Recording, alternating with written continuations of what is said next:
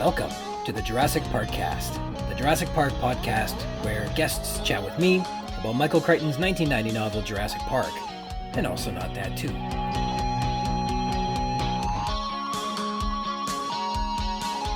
My name's Ryan Rogers, and I'm a big dumb Jurassic Park fan. Welcome to episode 16, Malcolm, recorded on a bright and sunny and warm and wonderful day on May 30th, 2022. Thanks for joining me today. I want to say a continued thank you to Christoph Oakes of Snail for letting me use the terrific songs that serve as bumpers to begin and close out these episodes. You can find his album on Spotify and Bandcamp. Just look up Snail, S-N-A-L-E. And today's intro is from the song Super Groovy, and our outro is T-shirts. And I never get tired of listening to them. So guys, for all these 16 episodes, we've been building towards visiting Jurassic Park, getting to the island and getting attacked by dinosaurs and exploring the mystery of cloning extinct DNA. This episode is exciting because we finally get Ian Malcolm in the book. Women want to be with him and men wish they could be him. The man, the legend, he's finally here and he's going to be glorious. And that starts today. I need to address some corrections. I was mistaken. I keep crediting Ed Regis with the line "Welcome to Jurassic Park," which is famously said by Hammond in the film, but in reality, nobody actually says it. Quote, "The group followed Ed Regis toward the nearest buildings. Over the path, a crude hand-painted sign read, 'Welcome to Jurassic Park.'" That's on page 80. It was just a sign. My mistake. I said that Dr. Alan Grant was working at the University of Utah, but of course I was wrong. It is instead the University of Denver in Colorado. In episode 14, Target of Opportunity, I said I couldn't figure out what quantitative means, and I still can't. But in researching black body radiation for this episode, I came across quantization, which may be a word in the same family as quantitative. I don't know. It means to subdivide something, usually energy, into small but measurable increments. Is this a correction? I guess not. Perhaps it's just me being upfront about, being wrong about whatever the heck this stuff is, because I can't figure it out yet. Moving on, we have some fun dinosaur news. This first article is from 1917, over 100 years ago, 105 years ago. How do you like that? My first piece of dinosaur news is probably better described as the opposite of news. It's like olds, because it's from 1917, which is when Henry Fairfield Osborn published skeletal adaptations of Ornitholestes, Struthiomimus, and Tyrannosaurus. Primarily, this old paper describes and compares Ornitholestes, which was a 6-foot coelurosaur, which had like a raptor-like body but without the distinctive raptorial claws, Struthiomimus, which was a larger animal that is like an ostrich mimic, and Tyrannosaurus, who we all know and love. Osborn describes Tyrannosaurus in possibly the most pleasurable way possible. Quote, "Tyrannosaurus is the most superb carnivorous mechanism among the terrestrial vertebrata, in which raptorial destructive power and speed are combined. It represents the climax in the evolution of a series which began with a relatively small and slender Triassic carnivore Anchisaurus.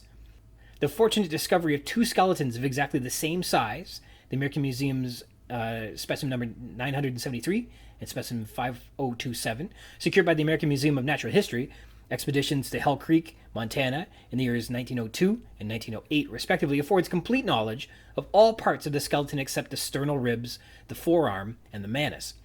The mounted animal is chiefly composed of the specimen found in 1908, which is specimen 5027, with the missing complementary parts, especially the humerus and the femur, cast from a genotype specimen, which is number 973, which was discovered in 1902.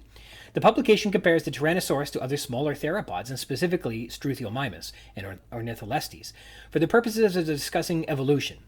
Ornitholestes was from the late Jurassic, Struthiomimus from the early Cretaceous, and Tyrannosaurus is from the very end of the late Cretaceous. And I think Osborn was suggesting that these different animals represented how animals changed over time through evolution, and that somehow comparing these particular animals gave some insight into evolutionary results.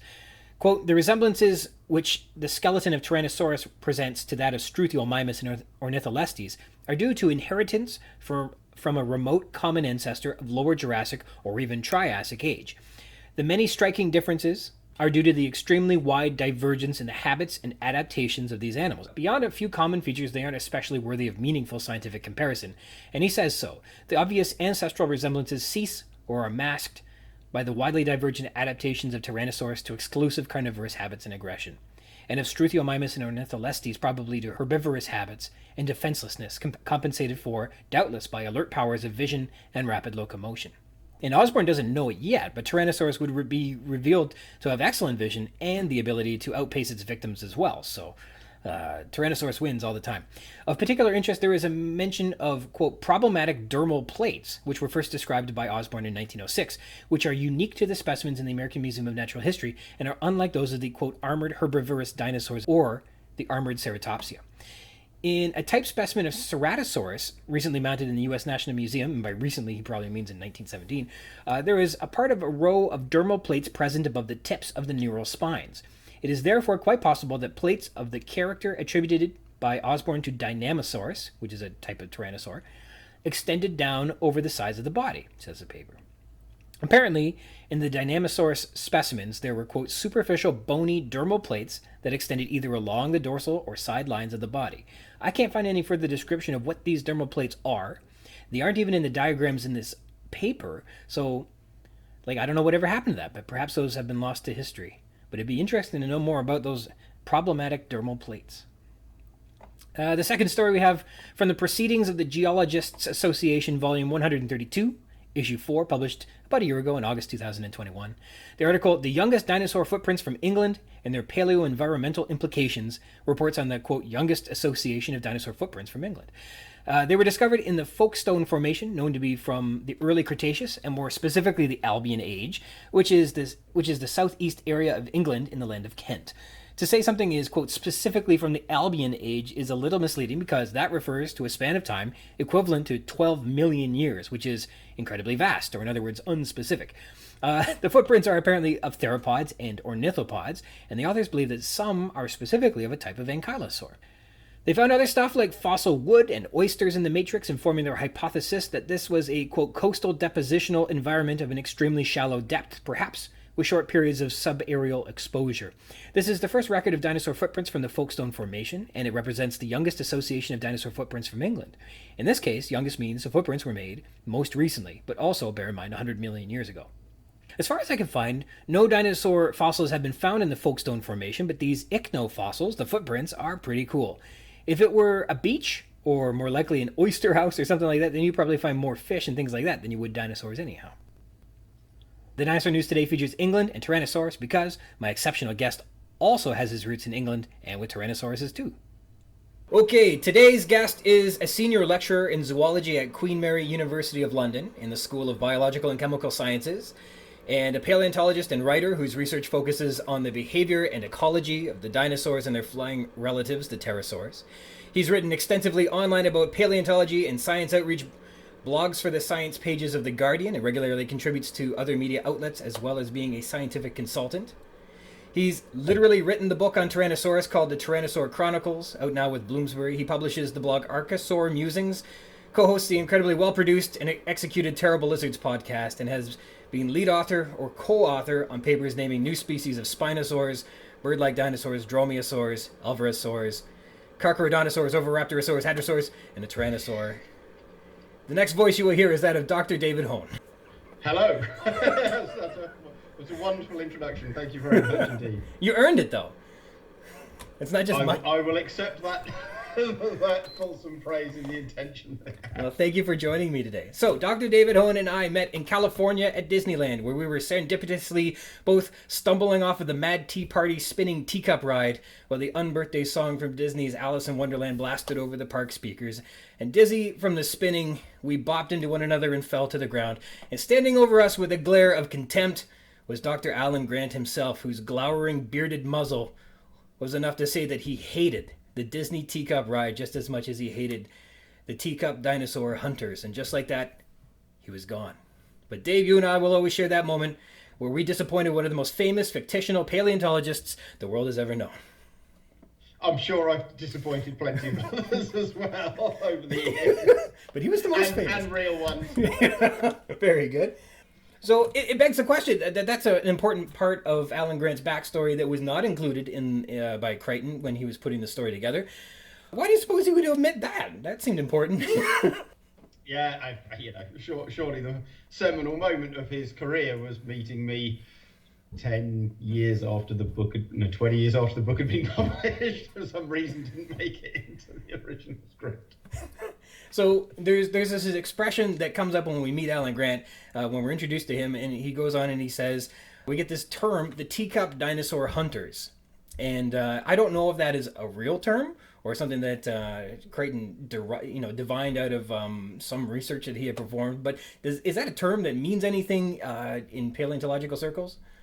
Absolutely nothing to me if it does. Okay. Though, yeah, my experience of reading Jurassic Park now, and I actually reread it probably less than a year ago because of an essay I was writing about it, which hasn't come out yet. It's one of those classic in hiatus pieces, which hopefully will see the light of day one day. But yeah, the more experienced and knowledgeable I become, and the more I look back at it, the more and more you realise the stuff that he fudged, made up, just played around with. And yeah, I mean that could also just remember the date. We are talking about the late 80s. I didn't start my PhD until 2002, so the 15-20 years apart.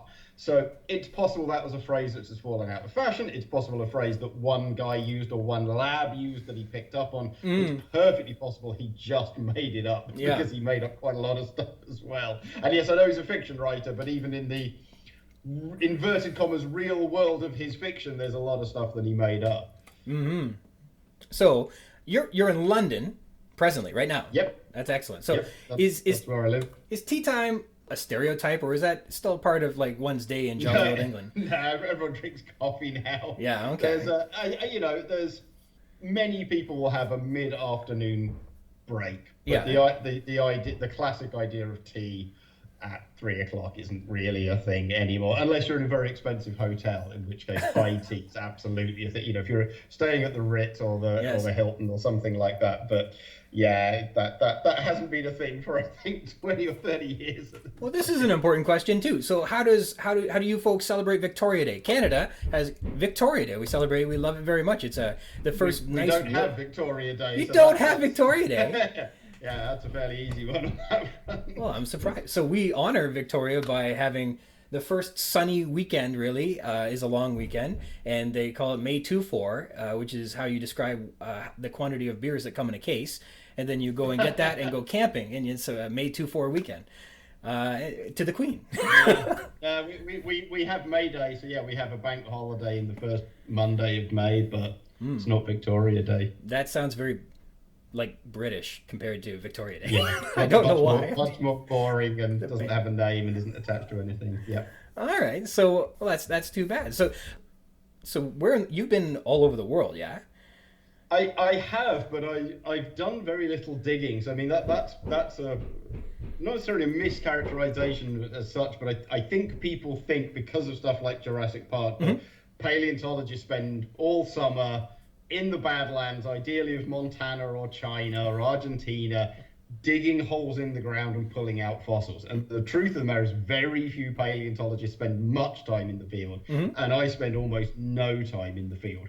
I wish I spent a lot more time in the field. I greatly enjoy it, and I flatter myself that I'm a pretty decent prospector, so I'm quite good at finding stuff. Yeah. Which is very different from an excavator who's good at getting stuff out of the ground, which I'm very much not.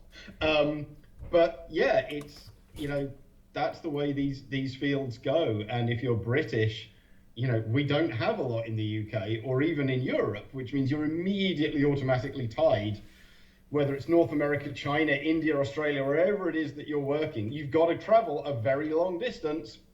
Immediately racks up time, it racks up money, there's local permits and expenses and all the rest of that. And it just becomes very, very difficult.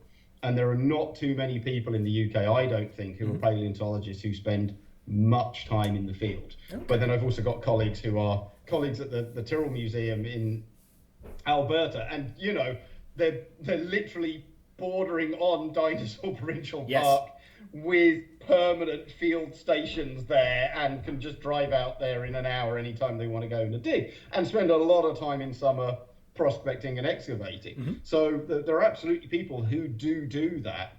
But, that line in the Jurassic Park film, oh, you never get Grant out of Montana, he's a digger. No one digs for 12 months a year in Montana. For a start, the snow and the wind and the rain makes it impossible for months of the year.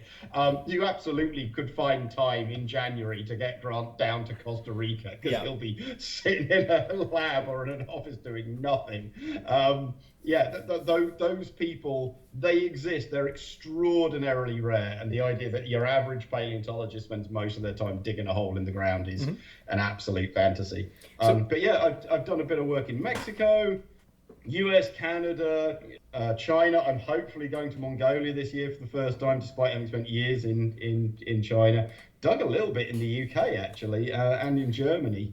I've got around. That's good. So would a lot of the research and analysis be performed on specimens that are in collection already at museum?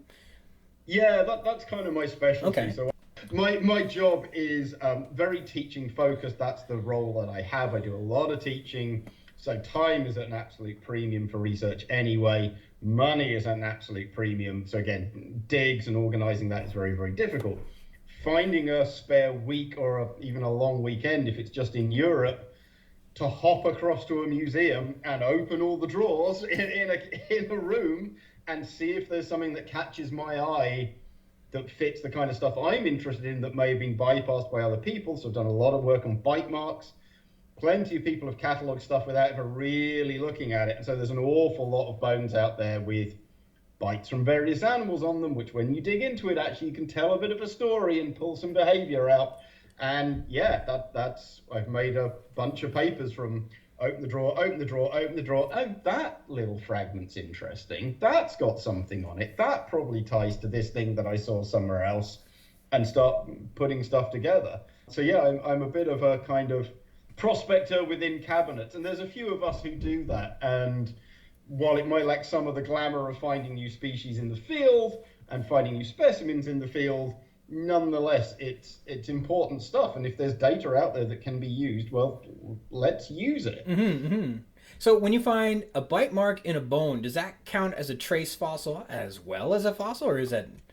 Yeah, so you've got a trace fossil on a body fossil. That's so cool. Yeah, so trace fossils are the actions of animals, and body fossils are their actual remains.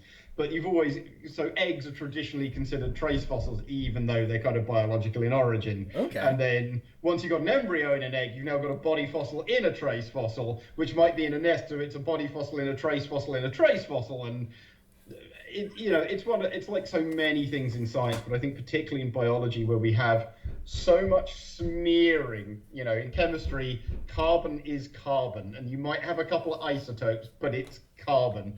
We can't even define species and individuals for a lot of things when you get stuff like coral. So it's a lot more vague, but you're often using terms that are there because they are a convenience to convey information rather than because it's some kind of black and white. And I think a lot of people fail to understand that, and therefore misattribute stuff or misinterpret what people are trying to say. I don't know any paleontologist who really is fussed about whether or not an egg is a trace fossil or a body fossil.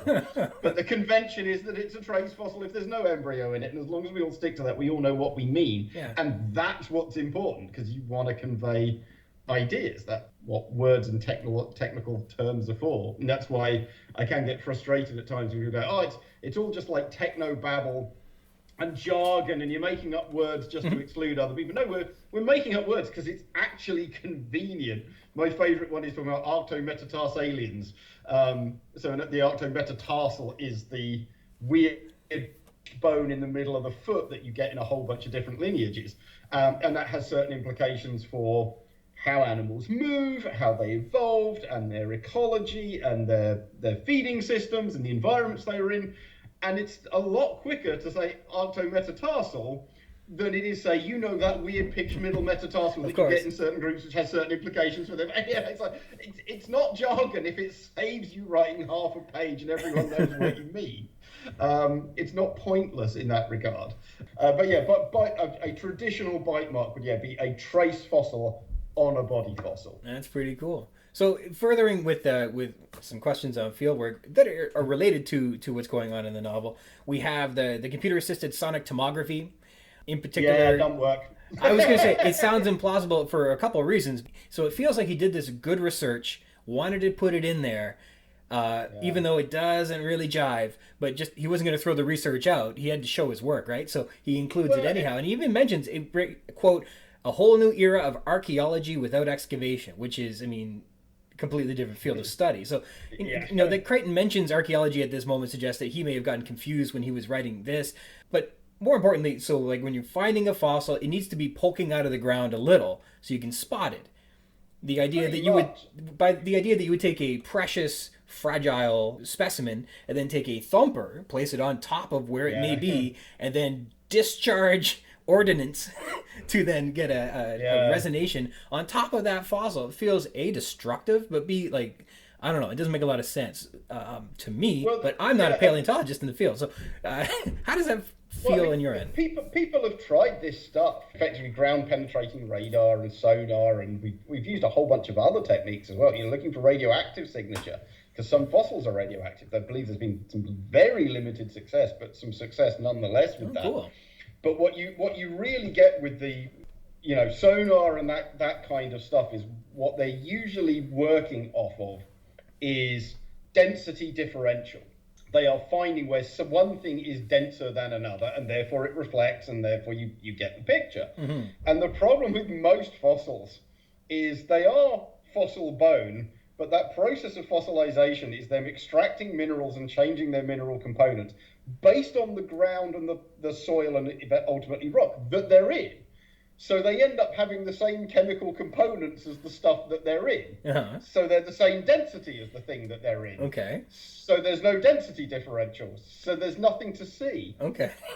It's like painting a black picture on black paint.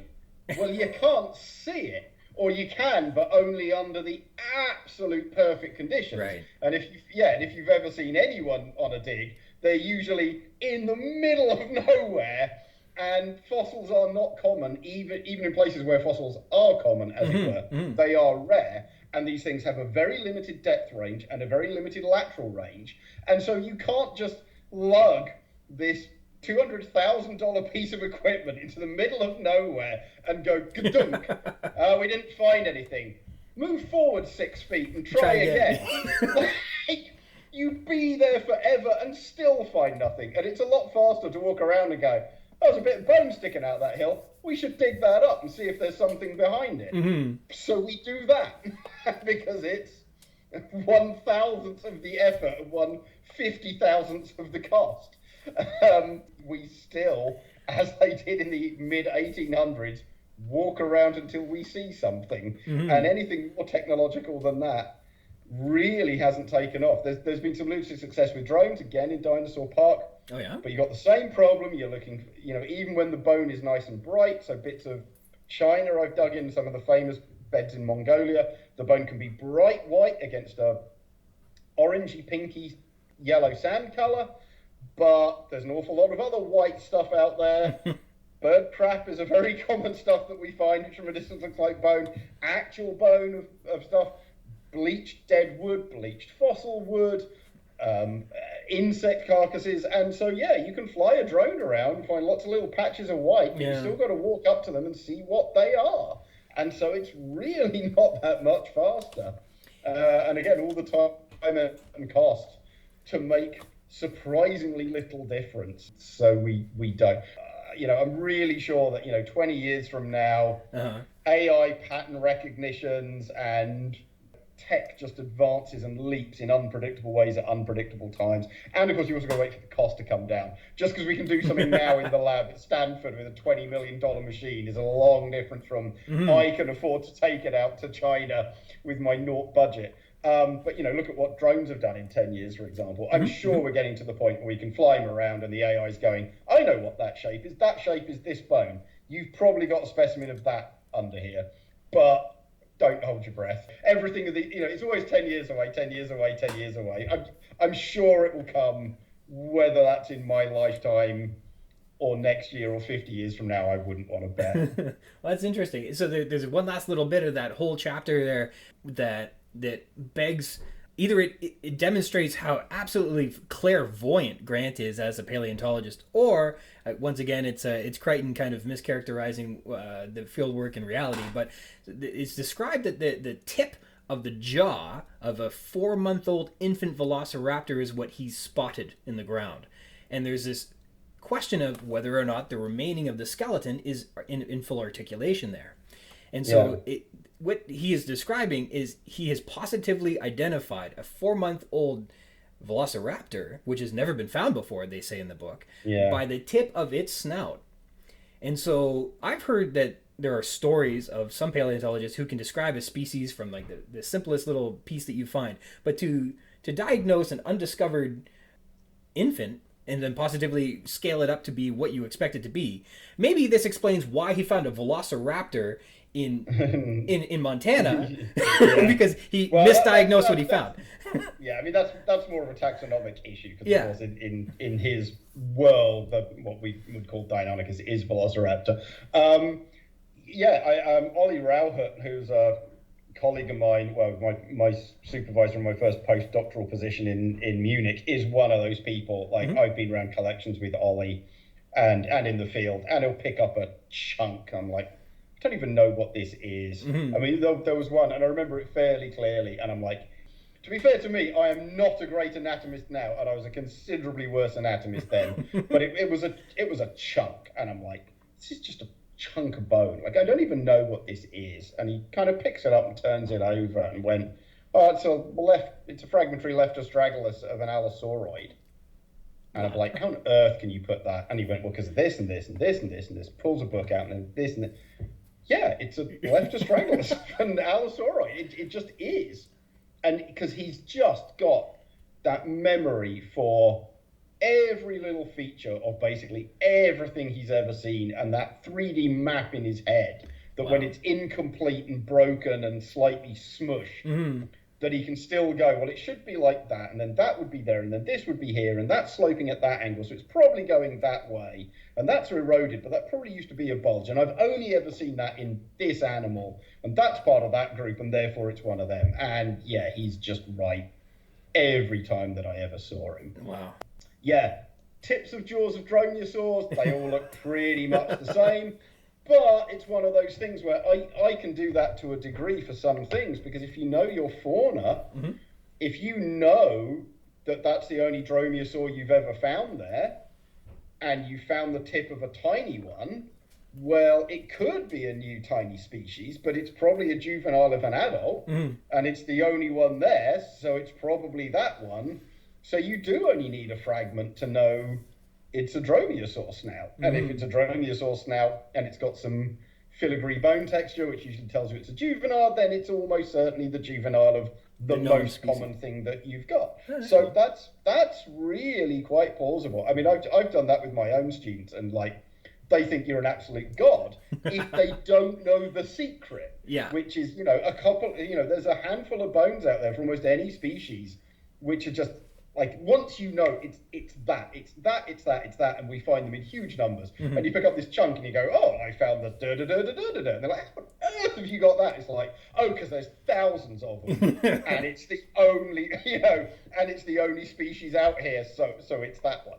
And then, the secret of a good illusion is you don't tell them how you did it, but often the secret is that mundane. It's very, very obvious in a lot of places what things are. So I've had a bad habit so far when I'm doing this podcast where I've got a bunch of questions prepped and I ask all the things I want to do, and then my guest tells me, well, we didn't get to talk about the book.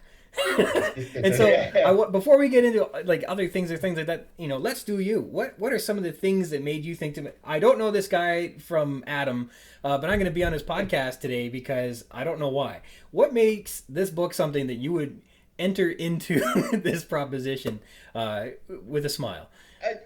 It's kind of nice to talk about it because I do a lot of outreach and engagement, so I talk to lots of people, more adults than kids, because I think I'm better at that, but I do lots of school stuff, and right the way down to the very little ones, but usually kind of young teenage and that kind of age, and they all want to talk about the films, and the films are interesting in their own right, he said carefully, but I'm just sick to death of them because you can't be in this job and not be sick to death of them. No one talks about the book anymore, and the book is still, it has some horrible flaws in it, it has some problem, but it's a very interesting historical piece in terms of its writing, and it absolutely brought forward the films, which brought, and remember, it's a bestseller in its own right, but it brought forward the films and brought forward knowledge and understanding, and to a certain extent, I don't think the love of dinosaurs ever went away, but it definitely rekindled it or brought it to a higher level than it had been. And yeah, other than this, as I say, an unpublished essay that I wrote with a colleague, I don't think I've ever seriously spoken about it in any forum, despite having done dozens of podcasts in addition to my own. So yeah, let's talk about the bloody book. Not that we have, as you write, half an hour in and said nothing about it yet. Yeah, and it's like, this podcast has been so fantastic because I love the book, and then you read it and you read it and you read it, whatever.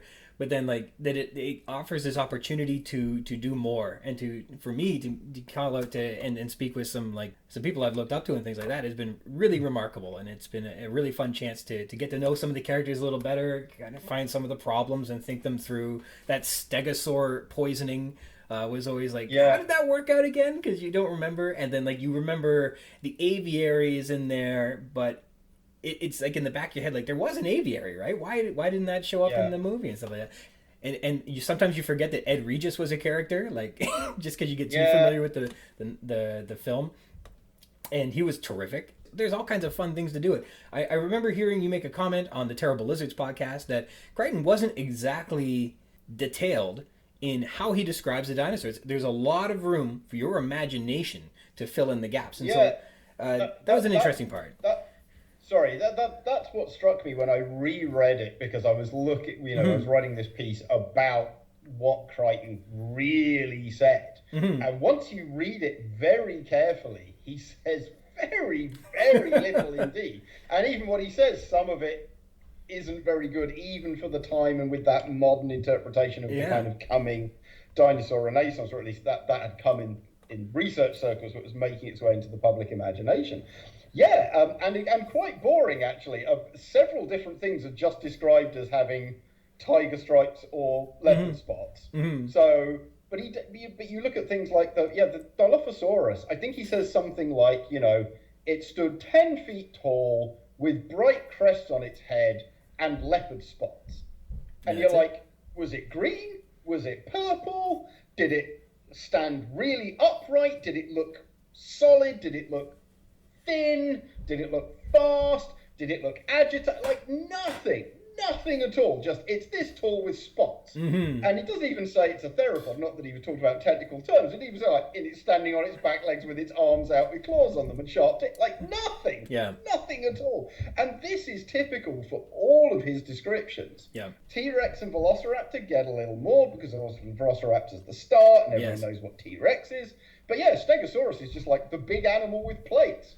Red, pink, with a stupid gaze, because that's what Stegosaurus was famous for, having a small head, and so therefore it had a stupid brain. But just nothing. And I think people give him this, and I'm not trying to have a go at him for this, but I think people, he revolutionized how people saw dinosaurs. He doesn't even tell you how big or what color it is, or how legs it's got.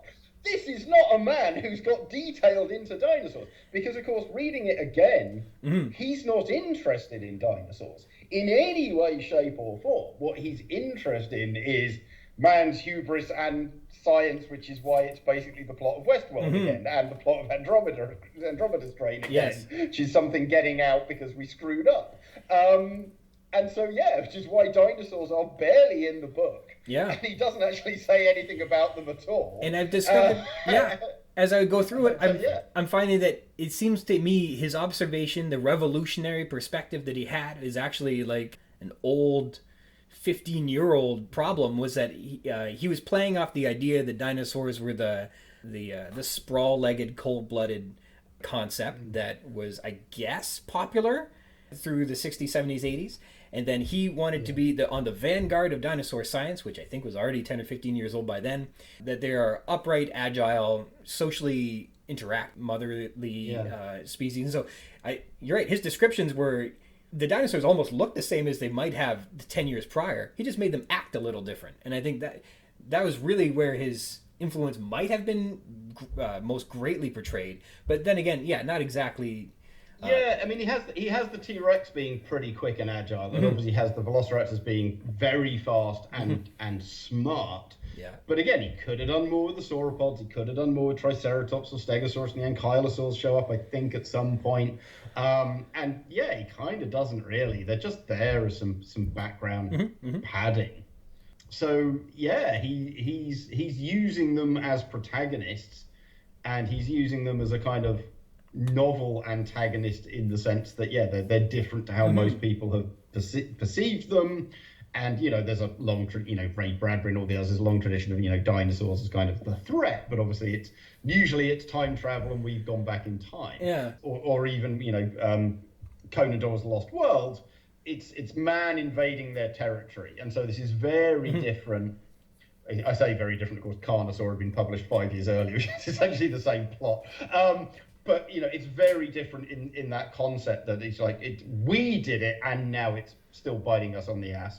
Yeah, there's just not very much detail almost anywhere. And for a book as thick and long as it is, a couple of words about what color the Stegosaurus was really shouldn't be too much to ask in a book which is allegedly about dinosaurs. So there's one of the observations I have come to accept is that the book isn't about a hero. It isn't about our heroes going on their hero's journey and overcoming their weaknesses or standing in the face of their fears or something like that. It's really just about the park. And the villains are the people who enabled the park to survive. You get lengthy backstories on Arnold's working on nuclear submarines. You get Hammond's backstory and how he did the fundraising at the Capitol. You get Gennaro's history with the Hammond Foundation and raising funds. You get Wu's recruitment. You get a lot of the backstory and all of those people. Grant, apparently he's a widower, but I mean, they don't tell you anything about it. He broke his leg while he was out in the field and had to walk back for 2 days through the barren Badlands by himself. That is just a passing mention. His backstory doesn't exist. Ellie Sattler we'll get to in a little bit. Tell me 2 things about Ellie Sattler. She's a paleobotanist and running out pretty. After that. That's about it. The heroes, the people you like. I guess Timmy and Lex get a bit of a backstory, but it is really not about much. The park. Yeah. And Ian Malcolm doesn't get much either, despite. But he gets all the good lines for sure. Well, right, but in terms of if it was a play, who gets the most lines? Yeah, he has all the monologues, so he gets to fill half chapters with rambling. I think his middle name was Hamlet. I'm pretty sure. So you're right. They get nothing because it's not about them. So here's an interesting perspective on Grant, and we're kind of at a part where I'm doing the podcast where we're entering into the part where Grant is going to begin to tell people that he and technology do not jive. Yeah. And perhaps you'll have an insight on this. So Grant sucks at computers. In the novel, he's describing them as completely alien concepts. He cannot connect with them. He can't use them. He doesn't understand them at all. Yet, it is with the assistance of computers that modern discoveries and analyses of what's going on in paleontology are becoming far more possible. Grant is described as being on the leading edge of his field in terms of scientific discovery and theories, making the best deductions. If he could never do computers, how long was he going to be a paleontologist after 1990? Yeah, well, I mean, it kind of depends. So I heard tell from a colleague recently that this is going back probably 15 years or 20 years, so actually around that era, or a little further back, when he was a journalist and had interviewed some, very senior academic, possibly even Nobel Prize winner, but that kind of level, and had interviewed him. And it was only after he finished the interview and gone back home to write up, he'd realised that the guy didn't have a computer in his office. And this is the early 2000s when everyone, if you were an academic, had a computer in his office. And apparently made some calls and asked around. He didn't have one. If he had an email address, and if you emailed it, it went to his secretary, and she printed it out and she handed it to him. Wow. And he'd dictate an answer, and she'd go away and she'd type that email response. And you can get away with that as a Nobel Prize winner in the early 2000s, but you were one of a handful of people who could get away with it. I think people, again, if you don't know how science works in the modern world, you have these very senior people who run labs, and the most senior ones actually don't do very much science in the sense of sitting down and doing the stuff, because that's what their grad students are doing. I have this idea and I think we can do this, like this, and like this, and like this, and it'll be months and months and months of work. Off you go, little grad student or postdoc or junior lab academic member or whoever it is, and then we'll talk about it and we'll write the paper, and you might see the drafts and make some comments and all the rest. You could actually do a hell of a lot without a computer in that regard. So if Grant's got a giant team behind him even in a modern university, he could do a surprising amount even now without it. But of course, emails and grant applications and journal submissions and stuff like this is so fundamental that sooner or later that's going to fall apart. But again, I think it's just playing back to the idea that he's a true outdoorsman, separate in time, and yada yada yada. The truth of the matter is, even in the mid 90s, that would make you a horrible anachronist and in real trouble then. It's a nice idea. And so for people who would be unaware, you wrote the book on the future of paleontology, and it's literally called The Future of Dinosaurs, What We Don't Know, What We Can, and What We Will Never Know. How is new technology and the future of technology and computer assistance going to reveal the new observations in paleontology? Yeah, so that's kind of the final chapter of the book, short of the kind of summary conclusions bit. I wanted to put something in about tech, and I go back to earlier comment. I hate doing tech forecasting because it's like, this will happen in 5, 10, 20, 100, 400. We'll clone dinosaurs soon. Yeah, it's coming. Right. But you can see that it's coming. Just the way we do stuff. So like photogrammetry, if you've come across that. So this is this thing where you can take hundreds of photos of something, and the computer basically bolts them all together and overlaps them and then builds you a 3D model. So a friend of mine, Pete Falkingham, is a researcher at Liverpool John Moores University in the UK. Pete was working on this at the cutting edge 10, 12 years ago, and Pete and a handful of other people could do it, at least within paleo, where it was taking off. And it was grinds, and you'd run it for hours and hours for a few dozen photos and get you a very decent model, but then it jerks and you try and rotate it because it's just so much processing power and bloody blah. My PhD student 3 or 4 years ago, so less than 10 years from that, we found you can do it now of video. So you can now just get your iPhone out, turn a video on, just walk around this thing. It then you stick it into the right program. It takes every frame of that video as a separate still and then chunks them together in minutes on your phone. Here you are, complete 3D model in incredible resolution, and you can do anything you want with it. Wow. And that's happened and no one's even working on that. That's just like a byproduct of the fact that phones have incredible cameras and processing powers, rather than someone sat down and made this brand new dedicated photogrammetry program for paleontologists. And so, I'm sure, and now we're looking at the kind of, machine learning stuff. Again, John Hutchinson, for example, at the Royal Vet College in London, spent years still doing stuff with his team on, mechanics.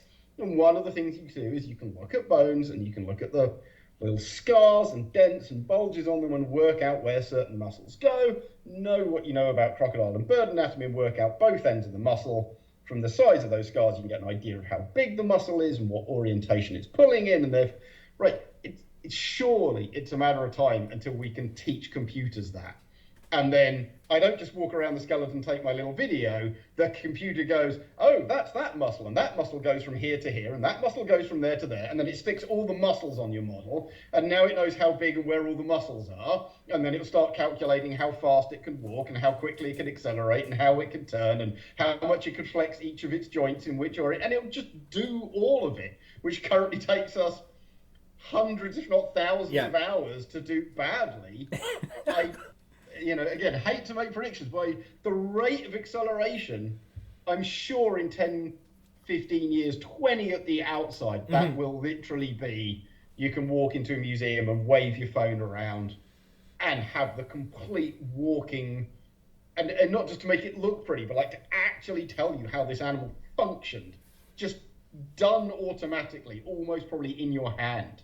And compared to right now, or even 10 years ago when I looked at doing some of this stuff with John, and it's like one line at a time, drawing it on the computer, then drawing another line to calculate the area, and then by hand trying to work out how big it was, and then measuring the angle. And it's just like pages and pages and pages of calculations to work out maybe how one leg moved. That's amazing. That's going to happen. It just will. It's a great thing, because either no one will remember this when I'm completely wrong, or when I'm proved right, I can point to this obscure podcast and go, ha-ha! Yes. If I can ever find where I record. So, you've had a chance to name a Tyrannosaur. Is it the Zhucheng Tyrannus? Zhucheng. So it's Chinese pronunciation of English characters. So ZHU is kind of Jew or Jew. So Zhucheng Tyrannus, which literally translates as the very tedious Tyrannosaur from Zhucheng. Oh yeah. I didn't want to call it that. So this is when I was working in Beijing with my postdoc supervisor Xu Xing, who is an absolute legend in the field of paleontology in general and theropods in particular. And I think in the 3 years I worked in Xu's lab, the only time I actually annoyed him is when I complained about this name, because he was getting pressure from the original museum about it, and they insisted that it be called this, and I was like, this is such a dreadful name, please let's not do it. And he genuinely got angry with me, and I'm like, oh, that's never happened before. I'm backing down on this one. So still a terrible name though, and I'm quite happy to say that it's terrible, and I wish it wasn't called that. You not only got to name a new Tyrannosaur, but you've also written the Tyrannosaur Chronicles, the authoritative book on Tyrannosaurus. What did you think of Crichton's portrayal of the Tyrannosaurus, even if it was kind of like a late 80s portrayal? Was it fun? Was it exciting? Actually pretty good. And yeah, reading that again, I mean, the only thing that's probably a bit suspect is it's got like the really long prehensile tongue in the scene under the waterfall. And yeah, that wasn't true then and isn't true now. But to be fair, I don't think anyone ever really said anything about, tongue anchoring and mechanics and stuff, but otherwise I really like it. They're relatively big, as in they're not kind of super svelte, which was often a kind of common thing back then. So late 80s you had wonderful Canadian artist Eli Kish, who did a lot of influential dinosaur paintings, and hers were basically completely emaciated. Yes. I have calendars with that, style driven at least partly by scientific advice rather than her interpretation per se, but they've kind of come synonymous with this overly skeletal animals. But that was somewhat in vogue, and he hasn't gone down that route. They're perfectly kind of solid functioning animals. It does some fairly smart things. It does very natural things. It sleeps. It can be annoyed when you wake it. It swims pretty well, which is not a big surprise. But again, it's the kind of thing nobody would ever talk about normally. Yeah, it's inquisitive even. The juvenile one that kills Ed Regis, it pounces on him and then doesn't know what to do. This is what carnivores do when they encounter new prey. All of that is, really rather nice and makes them to be real living animals. And that's one thing that Crichton, will give him credit for, is he does treat them more as agents only because they are animals rather than because they are monsters. And that's really, really quite nice, and something that obviously you don't see in a lot of books or even films. So I have a theory on what I think Crichton's most likely interpretation of what the Tyrannosaur was, if you'll allow me. Do you know Henry Fairfield Osborn's skeletal adaptations of Ornitholestes Struthiomimus Tyrannosaurus? Did you read that? I'm aware it exists. Okay. I probably skimmed it, but when was that published? 30s? 1917. Yeah, quite. So it's called... I haven't dug through it of late. No. In any case, in that paper, I think Crichton got his hands on that and then based Tyrannosaurus on that paper. Our first depiction of Tyrannosaurus in the novel is by Tinney, who says that Tyrannosaurus is, quote, the mightiest predator the Earth had ever known, which harkens back to Osborn's introductory description, and tell me if this sounds like something from the 1917, quote, Tyrannosaurus is the most superb carnivorous mechanism among the terrestrial vertebrata, which is like academic prose of saying the exact same thing. The mightiest predator the Earth has ever known. In Osborne's paper, the Tyrannosaurus mount is described as AMNH 5027. Yep. And that's She's still there. Yep. That particular skeleton is at the American Museum of Natural History, and shock of all shocks, it's also the skeleton described specifically by Timmy in the book. Yeah. He has a flashback with his dad on page 95. Yeah, so I'm sorry to cut you off. So that's one of Crichton's classic made-up Crichton-y things. Is it? Because, that exchange is Timmy counting the tail vertebrae, saying it's got too many, and his dad goes to ask the museum curator or the security guard, and the curator goes, yeah, that's true, actually. We don't know how many tail vertebrae tyrannosaurs have, and have never known, because we've never found a complete tail. So how on earth can smart Alec Tim know that a mount has got too many bones from something that we don't know now? Yes. He just made it up because it sounded good. And that sort of criticism, it's a fictional book. But it's also kind of weird, and I think that's one of those things. Sorry, I've totally derailed your comment. I'm taking over. That's exactly what I was going to say next. It's one of those things that I was kind of talking about. Where he just makes stuff up, and it's like he's got a bunch of paleontologists in the credit when he talks about the film and the book, and in interviews he's like, well, I spoke to all these guys. It's like if you spoke to anyone about AMNH 5027, they could have pointed out half a dozen things. You know, the furcular's missing, the gastralia are missing, the arms are in slightly the wrong place. It's got some weird pathology on it. We had to replace a couple of bones because they were damaged. And the teeth are falling out the sockets. Any of these things Tim could have said. Yeah. But that would presumably have required some minimal effort of asking a question of any of these paleontologists. Entirely right. And at this one, I'll use the word allegedly consulted or showed the manuscript to. And could have gone, can you just come up with something that's funny about your skeleton for me to put in? Or read something that wasn't 80 years old? Yeah. So he just made it up. Yeah, it's just that, again, not a criticism as such, but the contrast between the perception people have that Crichton wrote this super detailed book where he hyper-researched dinosaurs and totally transformed our knowledge. And when you actually read it, he says nothing about them at all in any detail. And when he does, it's usually wrong or made up, which suggests that actually he really didn't do this at all. And simply introducing Velociraptors as these human-sized, intelligent, fast dinosaurs, not to denigrate that, but that is pretty much the sum total of his contribution in this regard. That's right. And that's not what I think people take from the book with regards to dinosaurs. So exactly what you were saying. In Osborne's publication, on page 47, in plate 27, because pictures were called plates in the 19th century, there's in fact 30... Well, plates are photographs. Okay. So drawings would still be figures, but a photograph is a plate, because you had photographic plates. Well, it must have been a photo of a drawing, because it's not... But that I'm sure that is entirely true. Yeah. There are 37 caudal vertebrae on the Tyrannosaurus in that manuscript. Right. So that's two fairly specific references that Crichton specifically links to Osborne's paper. Yeah. And I like to think that the posture presented, so you know that tripodal lower tail and how it's standing there, that image, and it looks amazing, is I think how Crichton made his Tyrannosaurus look when he was walking around. Standing fairly erect, quite tall. And if you look at the cover, the picture that is used in the skull for the logo is almost a spinning image of that mount. The logo is 5027. Yeah. There's actually one of those rare things, a TED talk that's worth watching. There's the video of the guy who did the logo design talking about how he did it. And it's one of those things that's at least slightly coincidental because, of course, he was hanging around in New York. So if you're asked to draw a dinosaur and you're in New York, you go to the AMNH. Yeah. And if you're going to draw a dinosaur, you're going to draw T-Rex. So guess which one they've got. So I think that's more serendipitous that publishing houses are based in New York rather than Crichton. Crichton certainly didn't specify that specimen, so it's more coincidental than anything else. But again, the world for Sue, and even Sue has a bashed up skull.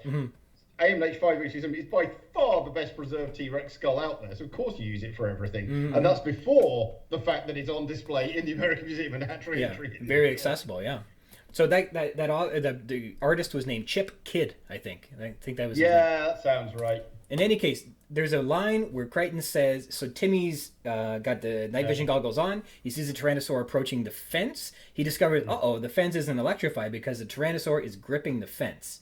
Yeah. And if the only way I can portray in my mind a Tyrannosaur, which should be like a horizontal animal, could be gripping this fence without its face being in the way, would be, I would think, if it had that upright, erect posture. I think that's what Crichton was imagining when he did it. Yeah, that's a point. But that's depends how high the fence is, of course. I suppose. But, yeah, I think you're right. I bet you that may be. In any case, those are my arguments for it. I could be wrong, but I can easily buy that because as I was kind of saying, he's not done that depth of research. I think he read one paper, and that was it. Yeah. I think that's all the work he did on it. Well, and those old papers, most of them were not very long and detailed either. You know, you can skim through it in a few pages. Yeah, most of it was on Struthiomimus. Yeah. So, you mentioned an interesting point that we don't know how many vertebrae were actually in the tail of a Tyrannosaurus. As well, when they receive an X-ray of, a fax of the X-ray of the Procompsognathid, they go, yeah. And it says on page 44, Grant and Ellie are looking at the X-ray that there is sent to them. They count 45 vertebrae and conclude, yup, this is no hoax. This is a real Procompsognathus. I wonder how this has happened. How often would you diagnose the validity of a species based on the number of vertebrae in a tail? You wouldn't and shouldn't, and indeed I've published 2 papers on tail vertebrae in dinosaurs, pointing out that they are hilariously variable and extremely undiagnostic, and we shouldn't use them for basically anything. That's the first thing. The second thing is, anyone who's looking at an X-ray of a theropod and counting the tail vertebrae to check whether or not it's a dinosaur or is a lizard is the most appalling anatomy since the 1700s, when even that lot could do better than this.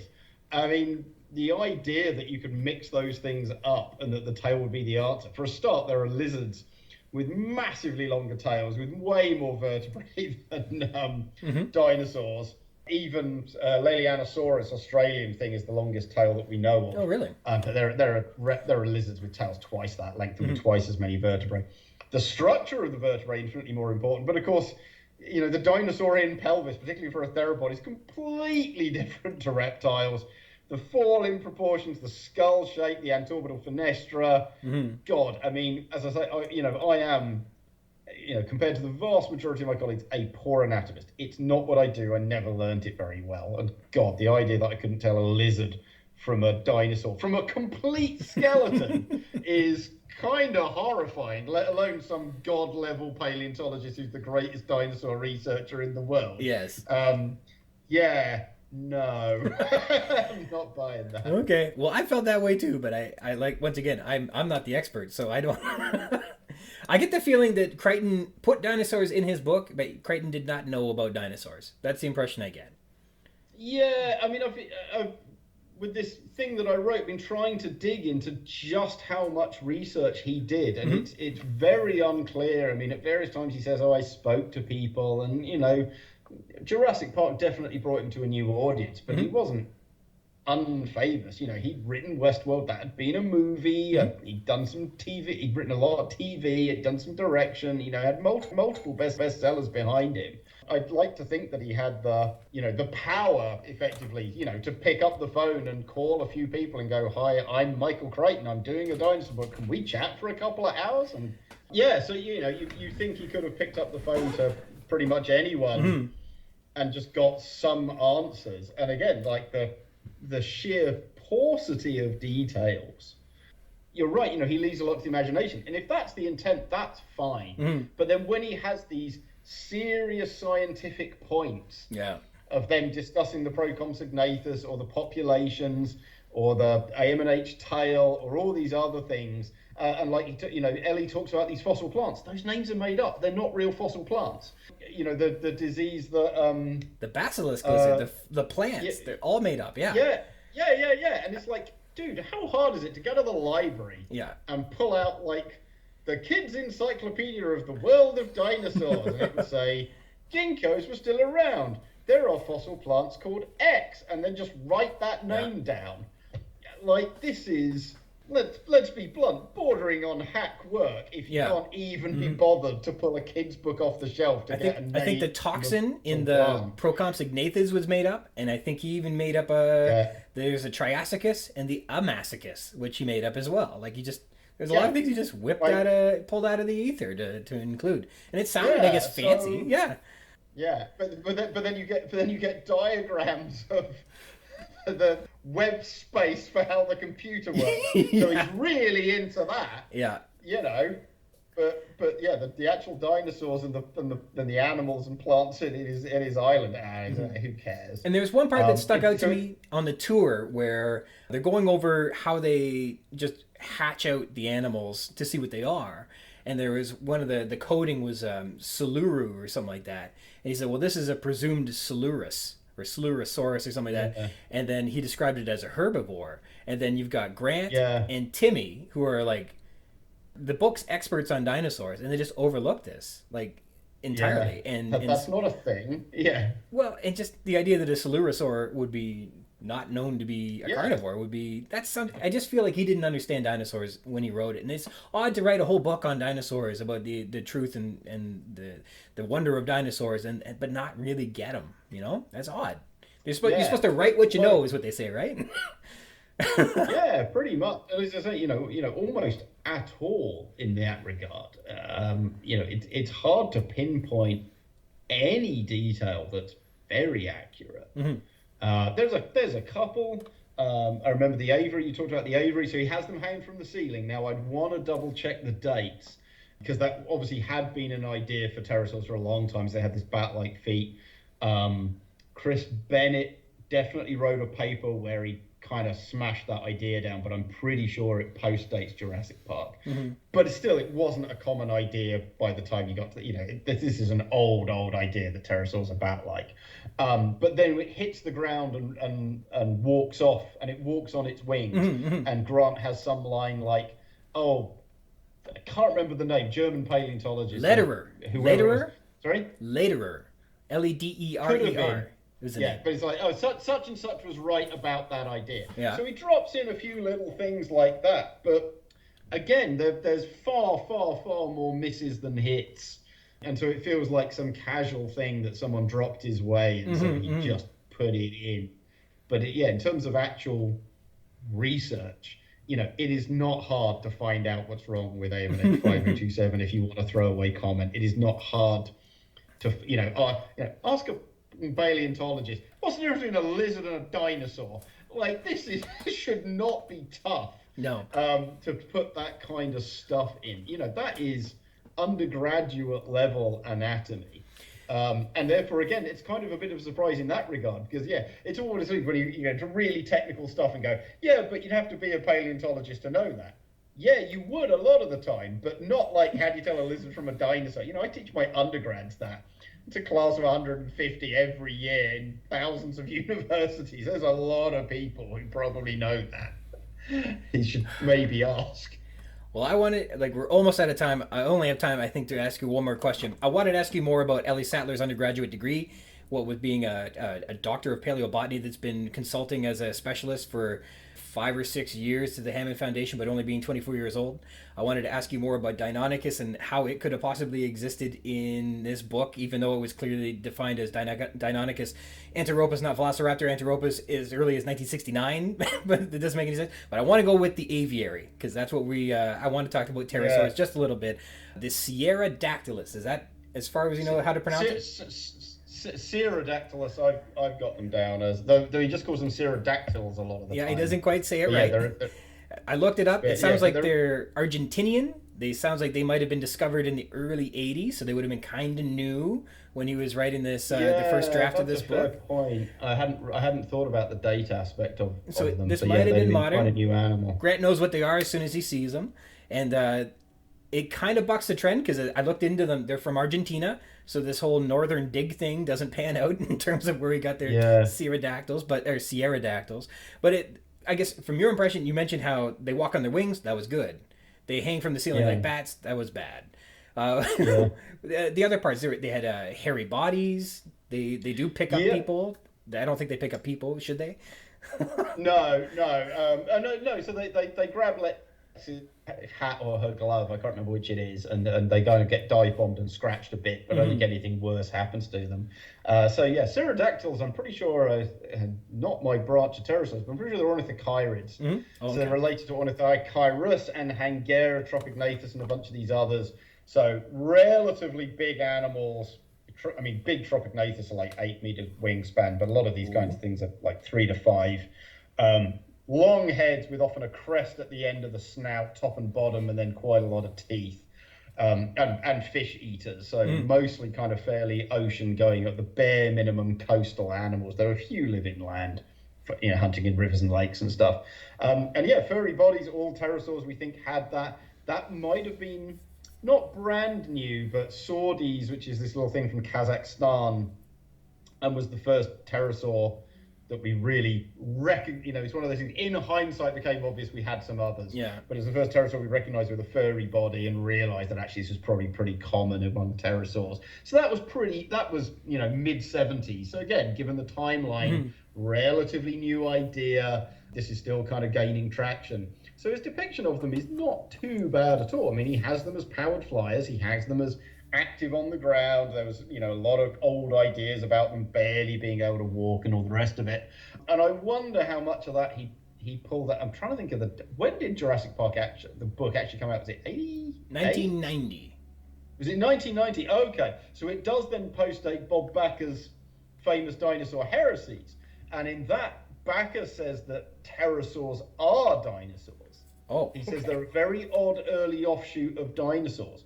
Now, he kind of cheated, because what he actually did is he didn't push pterosaurs into dinosaurs so much as, if you read carefully what he wrote, he dragged the definition of dinosaurs down until it went below pterosaurs, which is not, it's a bit of a, what's the word I'm looking for? It's a bit of a trick of the language. But he does specifically call pterosaurs dinosaurs. And so I don't think Crichton doesn't do anything like that, but it would give him some more ammunition for this idea that pterosaurs are hot-blooded dinosaur-like animals. So I wonder if that had an influence with that, which then feeds back into the hairiness. If you could have picked a pterosaur to put in the novel, a pterosaur of your choice, what would it have been, and what would they have done? Oh, that's a tricky question. So, I mean, in the book, I think it's a giant, dome kind of thing. Yeah, that's the idea. And one thing I did really, really like about Jurassic Park 3, the film, and I have quite a soft spot for that, is the Pteranodon Aviary, they basically got a chunk of cliff and then just put netting over the top and down the sides, which is a much better way of making an enclosed. So it's just infinitely cheaper and will look nicer. Yeah. Why the hell wouldn't you do that? Yeah, it's hard to say, because obviously he wanted something a bit different. He didn't want anything too threatening. They've had enough threats, and they've got the T-Rex and the Velociraptors to watch out for. You don't really want something that's instantly fatal, like Quetzalcoatlus, plus the plausibility of keeping that 10-meter wingspan. Where the hell did you put that? You just can't make it. We struggle to make aviaries for condors with 2-meter wingspans. You're not going to get it for that, 2 or 3. I think he picked the right kind of thing, in that you want something mid-sized that could be nasty enough. It would definitely leave some bumps and bruises. And so actually, they probably had the right idea with Dimorphodon in Jurassic World, though their Dimorphodon model is one of the worst depictions of any pterosaur ever. It's so utterly mangled and horrible and awful in just about every possible way. And anyone who thinks I'm exaggerating for comedic effect, no, it is absolutely dreadful and appalling and awful in almost every possible way. There is barely anything right about that model that wouldn't be fixed with a baseball bat and some severe flattening and reshaping. Yeah. The hands are wrong, the wings are wrong, the head shape's wrong, the teeth are wrong, the eyes are wrong, the tail, legs, the feet, the claws, it's all awful. But Dimorphodon, 2.5 meter wingspan, big head, lots of nasty teeth. We think it's a kind of generalized small predator. It might well get quite territorial and nasty, and it's have a decent bite on it, but you could probably also fight it off quite easily. We also think they're pretty good terrestrially and climbing and running around in trees. Okay. That would give it a bit more agility and jumping and flapping and coming out at you. That could work very well. In fact, it should have worked well in the last film, but of course it's just in the aviary with the pteranodons, and then they just immediately get out and don't do anything. So of course, completely wasted opportunity. And here we are moaning about Jurassic World. How every good discussion of dinosaurs ends up. Well, that was a good answer, but that wasn't an answer we were looking for. The correct answer was the Canadian discovery, co-authored by yourself, the Cryodracon boreas would have... Oh, you wanted Cryodracon? Yeah, sorry. So you lost all your points. Yeah. Pterosaurs. Galera. Yeah, that would have been quite a good animal. But again, if we're right, the max size is right up there with Quetzalcoatl in the 10-meter wingspan range. Just make the aviary bigger. The main animal we described. Sorry? Just make the aviary bigger. It's all right. Yeah, it's sizable. Would they'd take your arms right off, eh? You're saying they'd be a little too fatal? Yeah, I think they would. I mean, we'd probably be too big for them, but actually a 10-year-old kid, that might well be in the range of what they might go for. I mean, I wouldn't want to find out. Well, like I said, we just didn't have enough time, but I wanted to talk, like I said, more about Ellie Sattler, more about your favorite parts of the book and the characters, certainly about the Deinonychus and things like that. Is there any chance you'd ever come back and do this again? At some point, I've really got to finish my next book, and literally while we were hooking up, I got the email through with my contract for the book after my next book. Oh, wow, okay. In addition to the kids' books I need to finish editing. So, yeah, I'm fairly full for a while. But, I respect that entirely. Tell people in a year. Where can they look to find out where they can get your books and things like that if they're interested in learning more about you? By far the easiest thing is davehome.co.uk. Yeah. I maintain a website. You might have to click through a few bits, but there's a list of all my videos, there's a link to the podcast, there's not links to my books, but at least the title and company, and you can see the cover so you can find it once you know what you're looking for and all the rest of it. And there's my papers and outreach and Twitter handle, and basically everything's on there. So if by some miracle you want more of me, that's the place to start, because it's basically got everything. Well, ladies and gentlemen, David Hone, Dr. David Hone, thank you so much for coming on. I really, really, really appreciate it. It's been amazing. Thank you very much for having me. It's been fun. A big special thank you to the terrific and world famous Dr. David Hone for joining me. It's been an incredible privilege to produce this podcast, and I get all these wonderful guests and friends to join me on here and share little bits about themselves, and it's just fantastic to know that I really appreciate it. Thanks, everybody. You'll have to pardon some of that hammering sound during the interview. We had roofers come in to replace a few shingles after that terrific windstorm during the Victoria Day weekend over here. So that's what they were doing while I had an opportunity to connect with Dr. Hone. He being in London, England, and me being in Ontario, so our time zones, they kind of, that was the window of opportunity we had.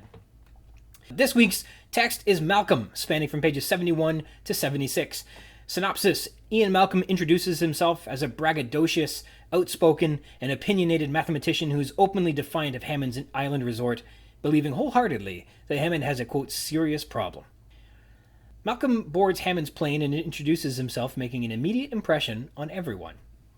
We have characters, and of course we finally meet Ian Malcolm.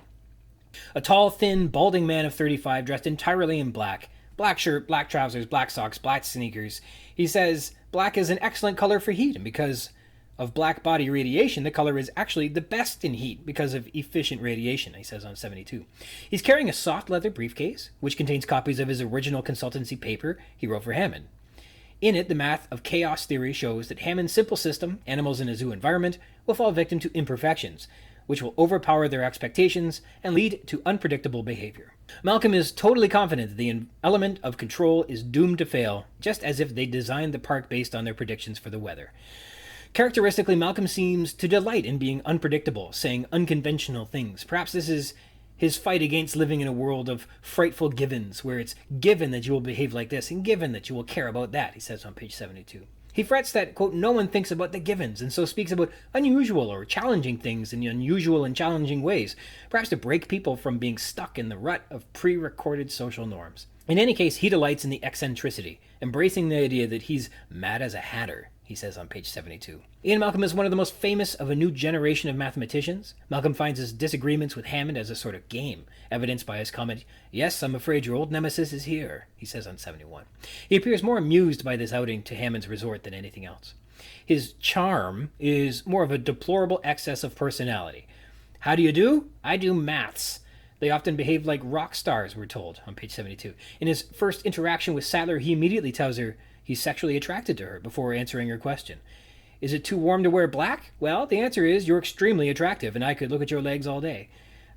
Malcolm is famously of the new generation of mathematicians who are characteristically scholars who have broken from the cloistered tradition of mathematics in several important ways. 1, they use computers constantly, frowned on by traditional mathematicians. 2, they work with nonlinear equations in the emerging field of chaos theory. 3, they care that their mathematics describes something in real life that actually exists in the real world. And 4, they dress and speak with a deplorable excess of personality. But most importantly, Malcolm has calculated and wholeheartedly believes in his conclusions that there is a serious problem at Hammond's Island Resort, and the eventual outcome is to shut the thing down.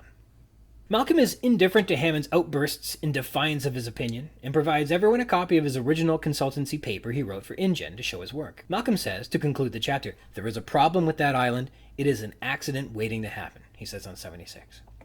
We also have John Hammond. Hammond and Malcolm don't see eye to eye, evidenced by Hammond welcoming Malcolm aboard his flight with forced graciousness, we are told on 71. Hammond suggests that Malcolm is a man of strong opinions on 72, and when he begins to start controlling the conversation, Hammond shrugs and defers to Gennaro, blaming him for inviting Malcolm on the trip at all. He argues against Malcolm's belief that the island resort has a serious problem. Upon Malcolm upsetting Hammond, he leaves them because he has some phone calls to make, and I think there's an argument to be made that it's at this specific moment that he calls to invite Lex and Tim to the island.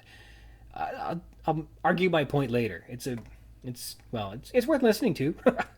Alan Grant. Is Grant our preview character in this chapter? I think he is. We get his perspective on Malcolm, who appears like a rock star, is famously of the new mathematicians who are characteristically well defined. Grant further reveals that yes, he knows who Malcolm is, and appreciates why he has, quote, his share of detractors. That his style is too abrasive, his applications of chaos theory are too glib, and he thumbs through Malcolm's report. Ellie Sattler is here. The first thing she asks Malcolm is if he's uncomfortable wearing all black in the Texas humidity.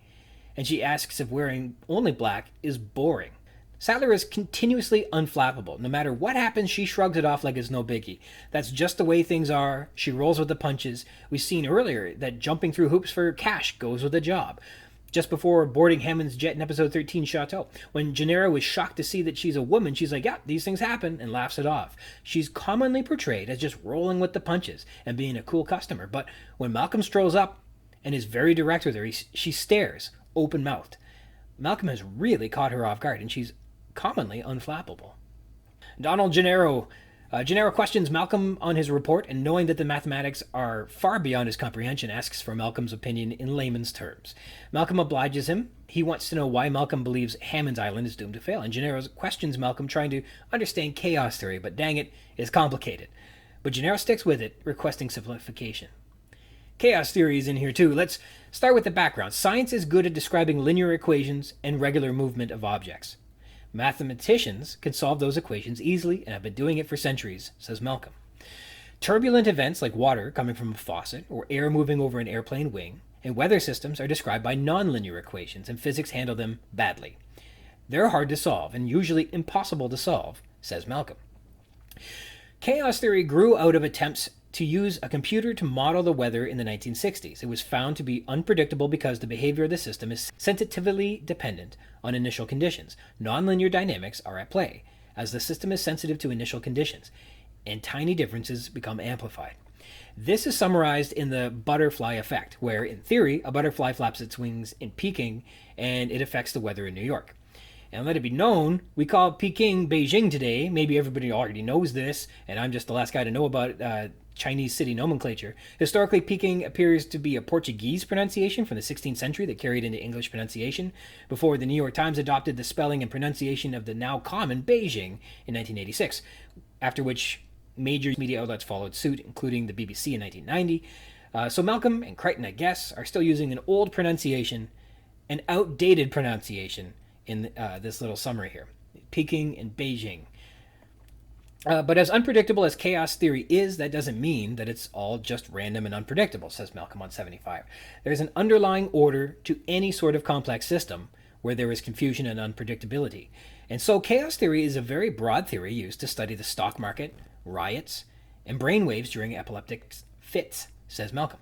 That underlying order is essentially characterized by the movement of the system within phase space. We say out loud with a laugh? Like, what does that even mean? Malcolm generalizes that the underlying order of a nonlinear system can be characterized by the movement of the system within phase space. And yeah, that's a mouthful. So Malcolm analogizes. A pool ball struck on a billiards table will carom and strike other balls on the table, which can be mathematically predicted. The force the cue ball is struck with, the placement of the balls, and the angles the balls strike are all known measures, so the calculation can be made in theory.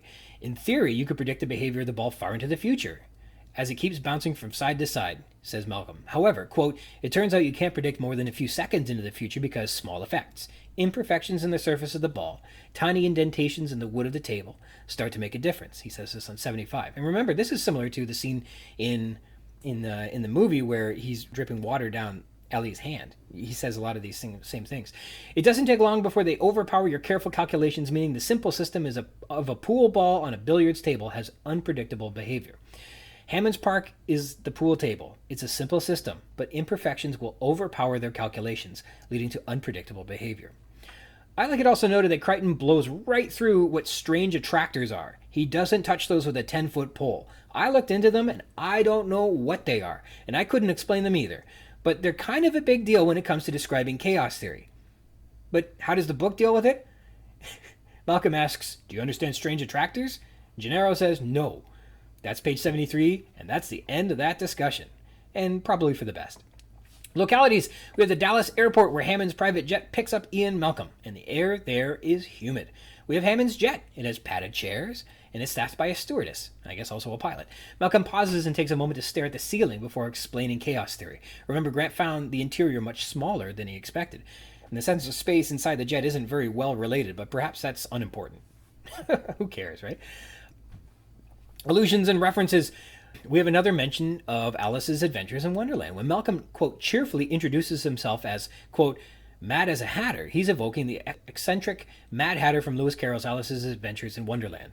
We've earlier discussed that the Compy remains are this novel's MacGuffin, but also in episode 5 with my guest Jordan Mallon, we spoke briefly on the Compies being also like the White Rabbit from the story too, where we follow the Compy remains like Alice follows the White Rabbit into a mysterious land where we find mysterious adventures.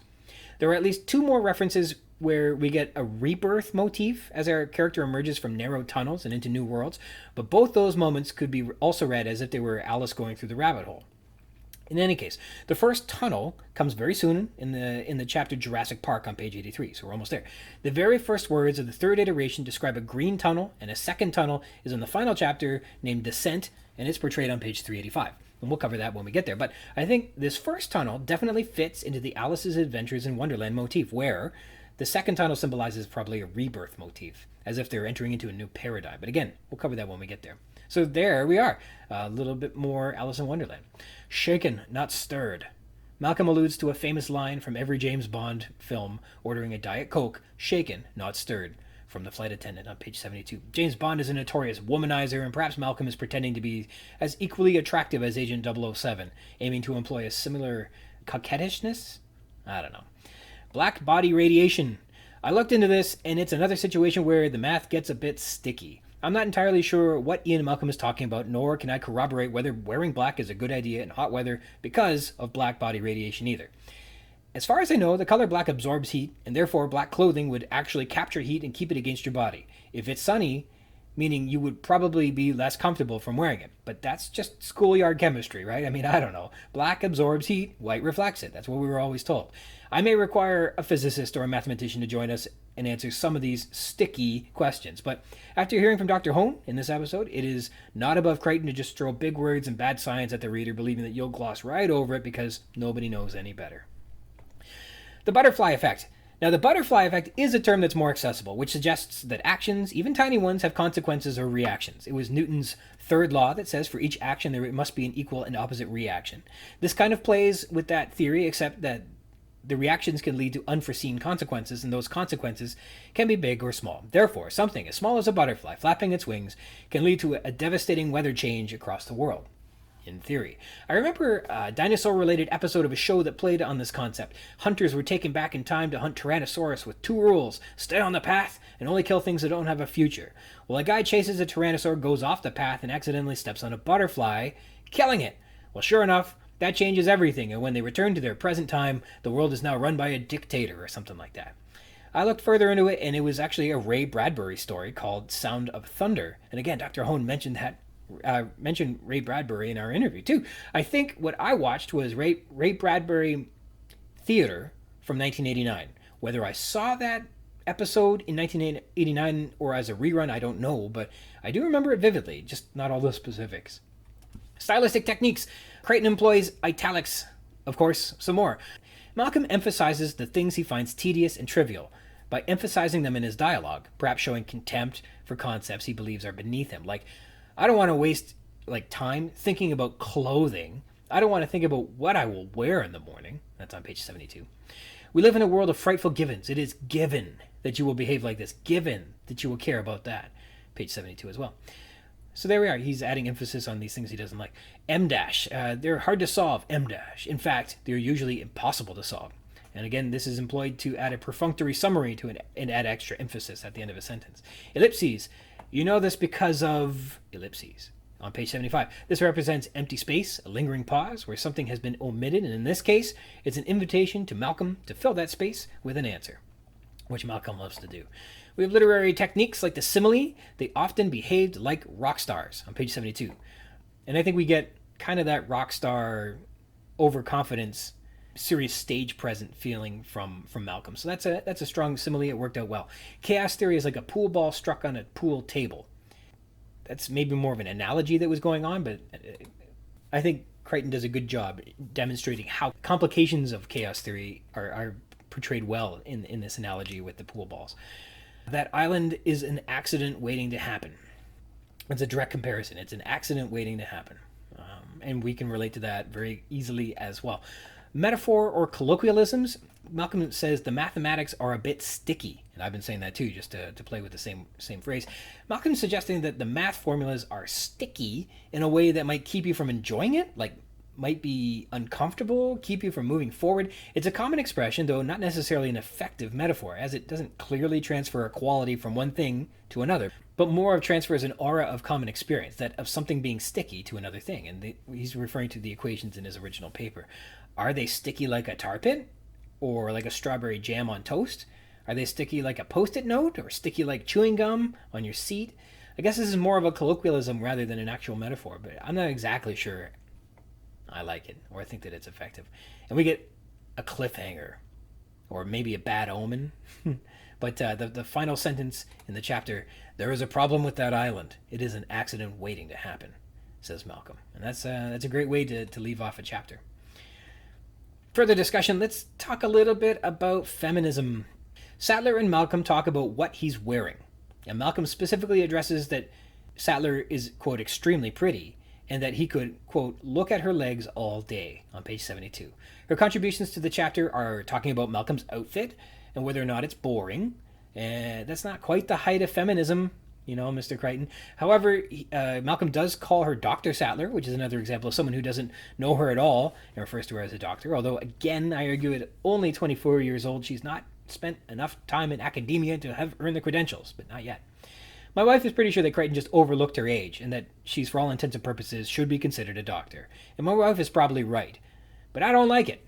Not my wife being right, just this age gap on Sattler doesn't work for me. But in terms of overlooking Ellie's character, the woman doesn't even get a full common name, just the nickname Ellie. No backstory, no history, just a nickname, a pair of hot legs, and an opportunity to opine on how botany is misunderstood.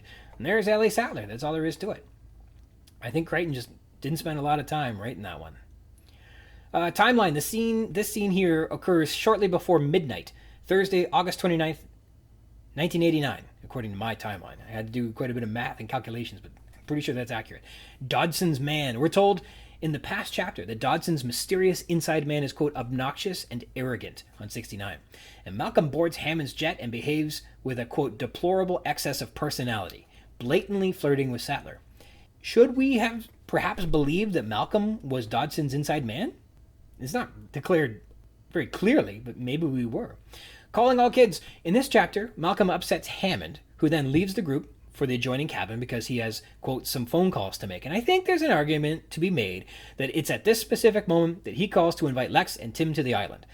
Let's pay closer attention to see if that bears fruit or not.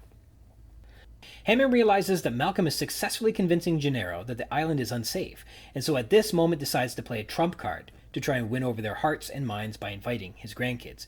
Hammond admits, quote, he had only brought the grandkids to the island because he thought it would stop Gennaro from destroying the resort, on page 383.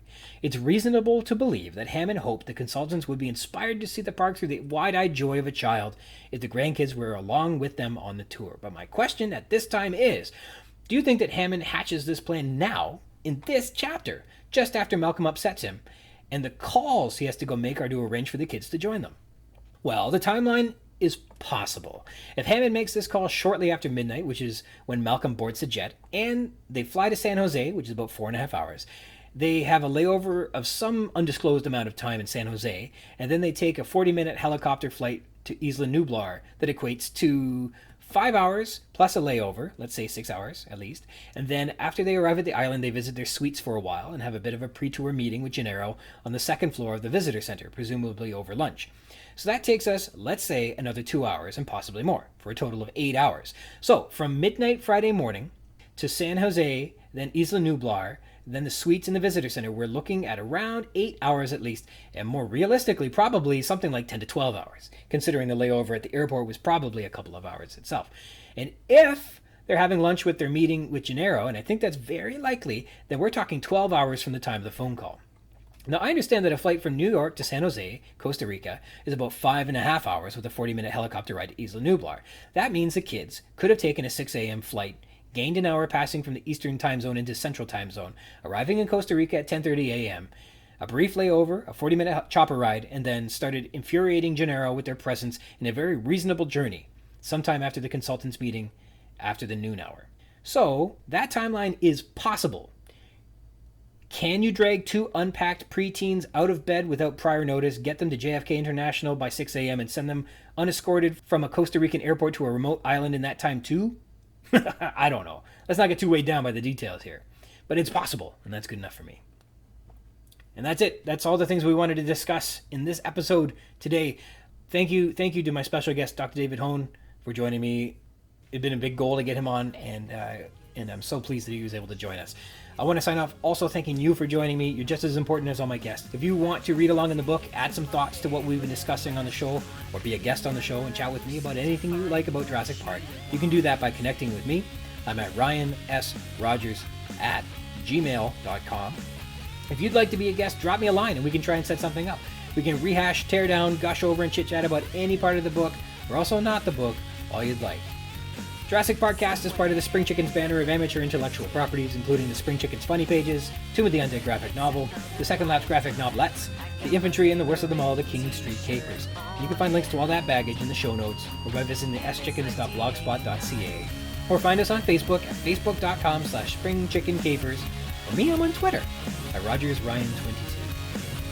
Thank you dearly for tuning into the Jurassic Park-Cast, the Jurassic Park podcast where we talk about the novel Jurassic Park, and also not that too. Until next time.